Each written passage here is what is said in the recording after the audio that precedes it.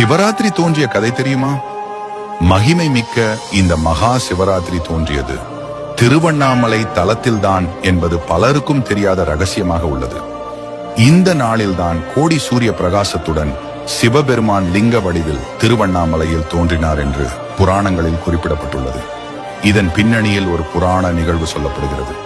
விஷ்ணுவுக்கும் பிரம்மாவுக்கும் ஒரு தடவை தம்மில் யார் பெரியவர் என்ற சண்டை ஏற்பட்டது. அவர்களது சண்டையை தீர்த்து வைக்குமாறு தேவர்கள் அனைவரும் சிவபெருமானிடம் முறையிட்டனர். அதை ஏற்று சிவபெருமான் மிகப்பெரிய நெருப்பு பிழம்பாக விஷ்ணு பிரம்மா இருவர் முன்பும் தோன்றினார். அந்த நெருப்பு பிழம்பு மண்ணுக்கும் விண்ணுக்கும் பரவி மிக பிரமாண்டமாக காட்சியளித்தது. அந்த நெருப்பு பிழம்பு விஷ்ணு பிரம்மா இருவரிடமும், எனது அடிமுடியை யார் முதலில் தொட்டு வருகிறீர்களோ அவரே இந்த உலகின் பெரியவர் ஆவார் என்றது.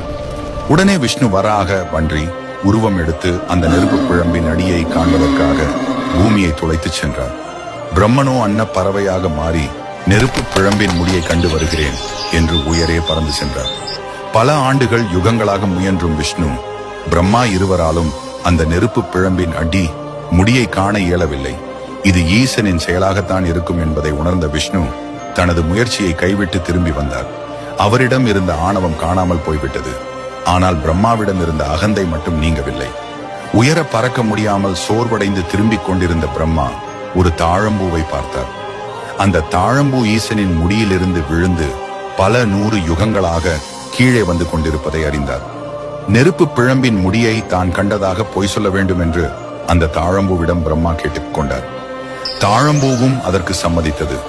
தரை இறங்கியதும் அந்த தாழம்பூ பொய் சாட்சி சொன்னது. அவ்வளவுதான். நெருப்பு பிழம்பாக இருந்த சிவபெருமானுக்கு கோபம் பொத்துக்கொண்டு வந்தது. அந்த நெருப்பு பிழம்பில் இருந்து சிவபெருமான் வெடித்துக் கொண்டு லிங்க வடிவில் வெளியில் வந்தார். விஷ்ணுவுக்கும் தேவர்களுக்கும் கேட்ட வரங்களை எல்லாம் கொடுத்த சிவபெருமான் பொய் சொன்னதற்காக பிரம்மாவுக்கு பூமியில் கோவில் இல்லை என்றும் தாழம்பூவை பூஜைக்கு தகுதியற்ற மலராவாய் என்றும் சாபமிட்டார். இந்த நிகழ்ச்சி நடந்தது திருவண்ணாமலையில் என்பது குறிப்பிடத்தக்கது. இந்த அக்னியில் இருந்து வெளியில் வந்த சிவபெருமான் லிங்கோத்பவர் வடிவில் காட்சி கொடுத்தார். இதனால் திருவண்ணாமலையில் தான் முதலில் லிங்க வழிபாடு தோன்றியது என்பது உறுதியாகிறது. மாசி மாத சிவராத்திரி அன்று இந்த நிகழ்வு நடந்ததால் அது மகா சிவராத்திரி என்று சிறப்பித்து கூறப்படுகிறது.